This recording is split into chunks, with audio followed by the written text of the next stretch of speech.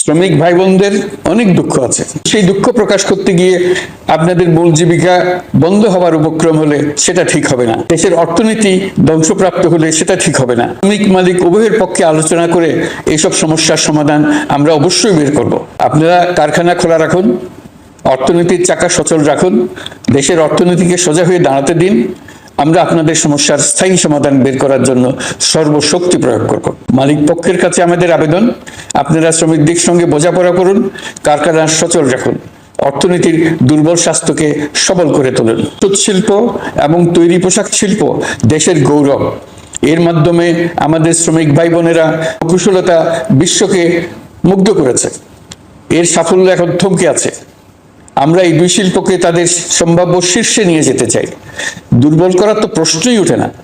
এই দুই শিল্পের কোথায় কোথায় বাধা আছে, সমস্যা আছে, সেগুলো চিহ্নিত করে তাকে বাধামুক্ত করতে চাই।